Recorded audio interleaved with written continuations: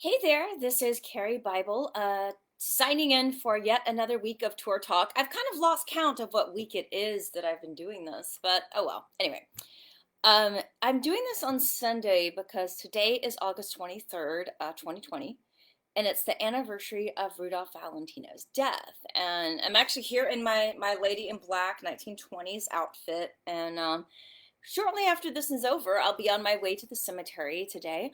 The memorial service is going to look a lot different this year than it's looked in years past, obviously because of the pandemic. But I'm really grateful to the people that plan on the committee, Tracy Terhune, Stella Grace, Chanel O'Farrell at the cemetery, because this is one of the longest, I think it is the longest running tradition in Hollywood history. So, in spite of the pandemic, they are still doing it, and I think that's great. I'm really glad to see the tradition will not be broken. It is going to look a lot different today, though, differently today, because we're going to be sitting under a tent in front of the mausoleum instead of being inside of it. And it's going to be, of course, the social distancing, the mask wearing, and they're encouraging people to basically watch it on the We Never Forget Rudolph Valentino Facebook page, where it will be broadcast, as opposed to actually coming in person. I will be there. I'm supposed to close out the ceremony by reciting the 23rd Psalm. And yeah, I think it'll be a good ceremony. It'll just feel a lot different today than it has in the past. And I wanted to just talk a few minutes on today's little tour talk about just what Valentino means to a lot of people, because one of the things that I love about doing the cemetery tour is just seeing the reactions people have to some of these stars and to their lives, to seeing their graves, to hearing their stories. And with Valentino in particular, I've come across a lot of reactions over the years. Um, I'm at the cemetery pretty frequently with the tours, at least once a week usually. And one day I was there and I saw this young man, and he was an actor, he told me, and he was sitting at Valentino's crypt. And I told him I didn't mean to disturb him. I would take off, and he said no, and he wanted to talk about him. So we wound up having a conversation, and he told me that Valentino really inspires him, and that he comes to Valentino's grave to just kind of meditate and sit there and look at the grave, and it just about how much Valentino's life and career and his struggle and everything really inspired this young man. And I often get other film historians that tell me, oh, young people don't care about old Hollywood. Well, in my personal experience, I do not find that to be the case. I mean, obviously, it's never going to be as mainstream as, I don't know, Marvel Comics or something. But I come across quite a number of young people who really do care about this stuff and really are passionate, enthusiastic, and excited about it. And that really makes me happy and gives me so much joy to know that the stuff is going to live on. And so, but it was great to just meet this young actor who was so inspired by Valentino. And then one day I was giving a tour, obviously way before the pandemic, to a huge group, and everybody was kind of crowded in the area near Valentino. And as I was talking about Valentino, I've done the tour for 18 years, so I kind of can almost just look at people's faces and reactions and almost separate myself from what I'm doing. But anyway, I see this young girl in the crowd. She's probably in her early 20s. And as I'm talking, tears start pouring down her face. And she kind of pushes through the crowd and just ran out of the mausoleum. And I was really horrified because in my head I was thinking, what did I say? What did I do? Oh my gosh, what? Oh man, like I was so internally freaking out about it. And I saw that she was with a guy who I assumed was a boyfriend. So I pulled him aside after my speech and I said, did I say something? Is she going to be okay? And he said, don't worry, she's fine. It's just she gets super emotional when Valentino is discussed. She just really does. So I thought, wow, when you've been gone over 90 years and young 20-something-year-old girls just burst into tears and run out of a building when you're talked about, that is star power, people. That is epic star power right there. And also before the pandemic, I met an older lady who I always tell this story on my tour, is that I think that when a star dies, I think obviously we mourn the loss of their life and the loss of their future artistic, creative, or athletic output, if you will. But I think what really touches a lot of people beyond those things is what that star meant to their lives. And I think that I have a lot of theories on everything, but I think for a lot of stars, they represent something. They're greater than just being a great athlete, musician, actor, actress, etc. They go beyond that, they transcend that, and they represent something greater than that. And in the case of Valentino, I think for a lot of women that were lonely, that were maybe frustrated, didn't have, any kind of love or excitement or romance in their lives, I think Valentino captured that. He was the exotic, beautiful dream boyfriend shimmering on the silver screen. And I also think that for a lot of immigrants around America, he represented hope. Because if you think about it, Valentino showed up in America, an 18-year-old young man off the boat from Italy. He had nothing. In the early days, he actually slept in Central Park in New York City. So Valentino he's broke. English is not his first language. He's still a teenager. I mean, that took a lot of guts to get on a boat, sail across the ocean, and start his life over in a whole new country. And he didn't know people. I mean, it was really, think about it. I mean, really think about what that would have been like.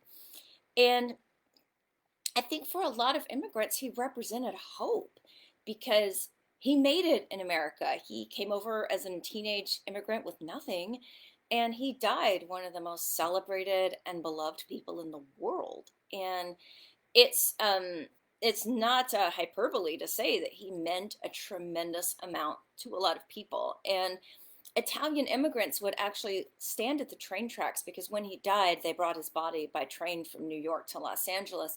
And many Italian immigrants would stand at the train tracks to watch the train pass through their station on its way to Los Angeles across the country. And before the pandemic, this woman on the tour was telling me that her grandparents did that. They stood at the train station and they watched that train pass through. So I think that Valentino represented, again, he represented hope. He represented the American dream. And I think that's a part of it, his appeal. There's so many things about his appeal, actually.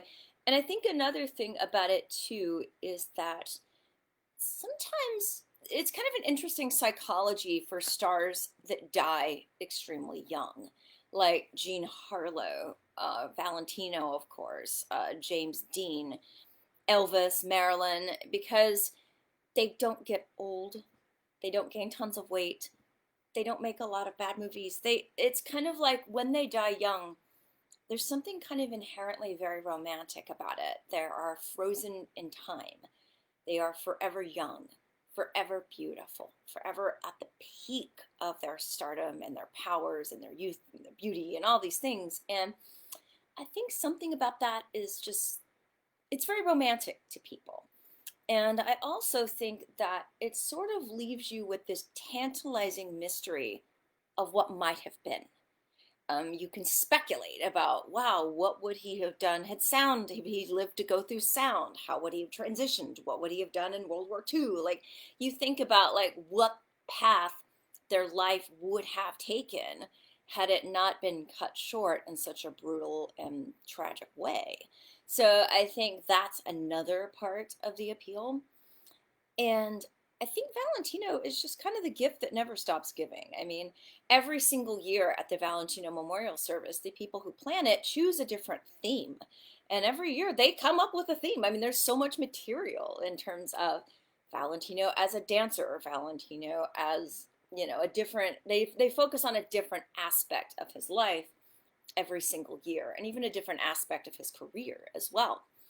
And I'm curious to see what theme will be this year because he had 6 movies come out in 1920, and all those movies turned 100. So it'll be interesting to see what the theme is. And again, it's going to be interesting to see how this plays out amid a pandemic. That's it's just so surreal. I'm sure a lot of you feel this way too. Some days I just shake my head and think, what's going on? It's kind of really weird on the mind to see and experience a lot of what we all are going through.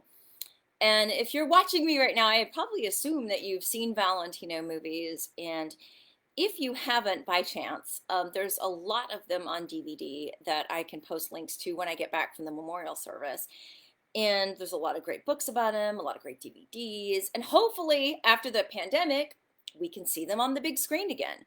In fact, next year, I was just thinking about this last night. Next year is the 100-year anniversary of The Sheik, which is his most iconic movie by far in terms of the movie that just cemented his legend. And also, it's the 100-year anniversary of my personal favorite, The Four Horsemen of the Apocalypse, which was written by June Mathis, who is interred right next to Valentino. That's my absolute favorite film. So I'm really, really hoping that we can go back to the movies, be together in a theater next year, and see these terrific movies together on the big screen, because it really is true that, you know, you can watch this stuff on DVD or Turner Classic Movies, which is great, and I highly recommend that. But there's really nothing like the power of seeing that star and that image writ large on a giant screen. And I know I'm kind of a Luddite. I've been called that for sure, but Luddite's just a fancy word for saying you're an old-fashioned person who likes things an old-fashioned way. But to me, there's just nothing that matches the power of seeing that image on a giant screen in a historic theater if possible. It's just, you really can't top that experience. So I am very, very, very much hoping that that will be able to happen next year. And I'm seeing some of the comments here. Thank you guys for watching me and for being here. I'm sorry I'm a little sweaty. It's still really hot in Los Angeles, so it's kind of a struggle. But anyway, another question I do frequently get asked is, you know, why do you do the Lady in Black role? And well, I love Valentino. I've always loved him. And you know, the comment I made about like what he means to people. Well, when I first moved to Hollywood, I worked at HBO, and it was really hard. I mean, I didn't have any friends. I didn't know anybody. And I tried to invite several coworkers to go see silent movies at the silent movie theater at the time with me, and they'd like laugh and think I was crazy. And it was a really hard time. I just didn't know people, didn't have friends. It was just so hard getting adjusted out here. And almost that at that time, the silent movie theater on Fairfax, rest in peace, would they used to have silent movies like 6 nights a week. So almost every night I would get off work and I would go sit at the theater and watch the movie. And again, I had no friends, didn't know anybody at the time really, but there was a huge portrait of Valentino on the wall. And I thought, well, you know what? I got one friend and that's Valentino. So he's gonna be my date. So I would actually sit next to his portrait. And I know it sounds silly and I'm not meaning it to sound, you know, weird, but it just kind of was comforting. It was like I felt this comforting presence with me. And this is before I even started doing the tour. But I felt like, all right, Valentino and I are going to go to the movies tonight. We're going to see a silent together. So he just, I don't know. Like I said, I get why women, especially back then, and even now today, they saw him and they just felt like I mean, obviously he's gorgeous and he's a great actor. I mean, you know, but there's just something about him that I think is he's so interesting, and there's something so alluring about him, and it's kind of hard to, I don't know, it's completely hard to define and pin down, and there's such a aura of, again, passion, romance, mystery, excitement, all these things that if you don't have those in your life, you have them on the screen when you watch his movies. So there's a reason there have been a lot of books written about him, a lot of essays, a lot of content, because again, I think he kind of is just an endless well of information, and he's just really a fascinating figure. So excuse me, I have to keep chug-a-lugging water because it's so hot. But I think that, like I said, he represents a lot to a lot of different people. I became the Lady in Black back in 2002 because that was the year I started the tour. I started giving the tour February of 2002 was my first public cemetery tour. And I've been doing them multiple times every month since, pandemic notwithstanding, of course, where I was on hiatus for like 3 months. But anyway, and um, I started giving the tour, and I'd heard about the Valentino Memorial Services, and I heard that there was a lady in black who would leave the flowers and then go, but she didn't attend the memorial service. And I thought, well, they should have one that attends the memorial service. That would be cool. And then there wasn't anyone doing that, and I thought, well, I guess I'll do it. I would love to do it. I love Valentino, and I would like to do that. So I did. And I've been every year since 2002. I get dressed up in my black, anywhere from the 20s to the 50s. I try to stick to 20s, but it depends, you know. And I show up at the grave and I leave a red rose and I attend the service. Some years they've had me speak. I've done a few different speeches about the history of the women in black. I read a poem one year Valentino wrote. This year I'm doing the 23rd Psalm. Some years I don't speak. They just ask me to attend or just have a seat for me, and that's okay too. I'm just happy to be there either way. But as I say on the tour, I don't swoon, I don't cry, I don't faint. I don't do any of that stuff. Not that that's a bad thing, but that's just not me. I don't kiss the grave. I don't want to leave lipstick all over that beautiful marble, so I don't do that. And another question I've often been asked is, are you going to get angry or jealous if there's another lady in black? Is there going to be a cat fight? No, no, no, no. I feel like in our society, women are constantly pitted against each other and meant to be bitter rivals, etc. And I absolutely hate that narrative. I hate it and I reject it. To me, I want to live in a world where women are allies, where women support each other and help each other and encourage each other. And I know I may sound like Pollyanna, but that is the world I want to live in. So for me, if another woman shows up in black and looks glamorous, I think that's beautiful. I think it's wonderful. I welcome it. I encourage it. I think it's great, you know? So I think that's a good thing. And again, I don't like the whole bitchy, catty, cat fight thing. That's just not how I roll. So that's my statement on that. And also actress Terry Moore, who was Oscar nominated for Comeback Little Sheba in the 50s. She's been a lady in black now for several years too. I even have a really beautiful picture of she and I holding hands and talking at one of the services. And I hope she's there again this year because she's really, really cool. I first met her a few years ago. She's playing the lady in black in a movie, and she asked to meet me. And so I was contacted by her representative, and I went over to her condo in Santa Monica, and I thought I would be there for like 30 minutes or so. I wound up being there like 3.5 hours and eating lunch with her and spending like a lot of the day with her. But she was very curious. She was just so eager to learn everything she could learn about Valentino. And I told her what I knew, but we managed to have some really great conversations. And it was really awesome to see her and to get to meet her, get to know her, and get to see her enthusiasm for Valentino as well. So, yeah, that's my story about Terry Moore, and I hope she'll be there today. And let's see, any of the other comments that are coming in. I also want to do a major shout out to Danae Maudlin Reese because she is the woman who picked out the gown that I am wearing today and my 20s hat, and she is a vintage dealer and just a lovely lady who also loves Valentino. But so next week when I do my live cast or my pre-recorded live cast, because I have tours, I'll talk about the service and what happened at the service and how it was. I'll try to take some pictures if I get a chance.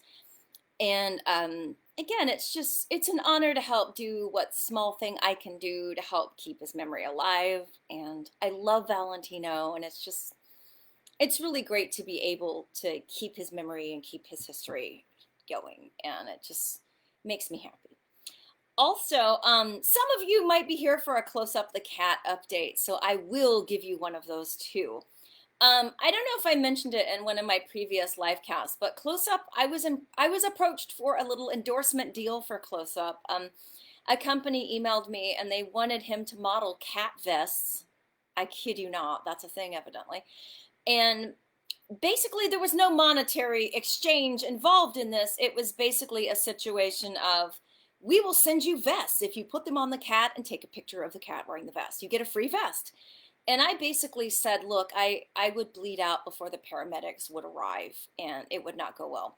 So, no, thank you, but no thank you. Close Up is not going to model cat vests. So, yeah, and also I do want to also do another shout out. There's so many people that on my social media have absolutely fallen in love with Close Up, and rightly so, rightly so. And several of them have been sending treats and food to the cemetery, and it's really cool. Like the back of my car right now is filled with cat food and cat treats, and that's really, really awesome. I wanted to take a picture of Close Up sitting with the boxes of cat treats and food, but there's been so many, I'm kind of losing track, to be honest, and I grossly apologize for that. So if you did send a treat, thank you so much. Close Up thanks you. I thank you as well. In fact, there's been so much stuff coming in that I think I'm going to call the cat caretakers and give them a lot of it so he can share it with all the other cats and all of that. So, a suit and tie to go with the vest. Oh, that's funny. That's funny. Eric Johnson just asked that. Again, I think Close Up is a free spirit, and I can relate to that. And I really don't think he's gonna cotton to wearing any kind of attire. If you ever see Close Up in attire, it's basically because I've photoshopped it or paid someone to Photoshop it. How was the doppelganger? The doppelganger's good. The doppelganger is getting increasingly bold. In fact, yesterday I was giving Close Up his breakfast on his Dia de los Muertos plates that I found. And the doppelganger came right up, and Close Up kept looking over his shoulder trying to eat, like he was all paranoid the doppelganger was going to take his food. So I had to go over and give the doppelganger food so Close Up wouldn't feel as ill at ease while trying to eat his breakfast. I'm a very indulgent person with animals, but I can't help it. I love them, and I just want them to be comfortable and happy and all that. So, yeah, but Close Up is doing really well. He's got a lot of water. He's got a lot of shade. He's been really great at finding nice grassy areas to lay down in and kind of beat the heat. So he's doing really well, and he just gives me a lot of joy. I love that little kitty, and I've been a lifelong dog person. I still am, to be honest, but Close Up is the first cat that's really just kind of captured my heart, and he's a real special little boy. So I've got a couple different photo sessions booked in the couple months ahead to get some more fresh content for Close Up. So you can follow him at Close Up the Cemetery Cat on Instagram if you want to see more of Close Up. I'm trying to post every day if I can get around to it. But I actually have to go pretty soon. I've got to get ready for the service and everything. So thank you guys for watching. And again, this is a special day. We're honoring Valentino's life, his career, his legacy, and his impact on the world. And that's, to me, is what today is about. And if you get a chance to watch a Valentino movie, eat some Italian food, or raise a glass and toast to a true great of the film industry, then I hope you can do that. And thank you so much for tuning in. Again, interacting with all of you, getting to meet a lot of you over the internet. It's really been one of the joys of this pandemic, and I really appreciate each and every one of you. So thank you so much. And by the way, I haven't even announced this yet. This is my little announcement officially. I'm trying to do Hollywood Kitchen every other Sunday, just because, believe it or not, there's a lot of prep involved in Hollywood Kitchen. We have to do dress rehearsals, discuss recipes, see if the recipes actually work. There's a lot more logistics than you might imagine. And this time next week, or actually no, Sunday, August 30th at 1 o'clock on the West Coast, Valentino historian Donna Hill and I are going to make a Valentino recipe for Hollywood Kitchen. So a big announcement about that later today, but that's going to be a lot of fun. Also, Donna Hill is going to be doing a presentation virtually for Hollywood Heritage today, all about Valentino. HollywoodHeritage.org to get your tickets. That's going to be fantastic. You will not want to miss that. And of course, today is Olivia de Havilland Day on Turner Classic Movies, and Art Deco Society is doing a lecture about the Harlem Fashion Renaissance today.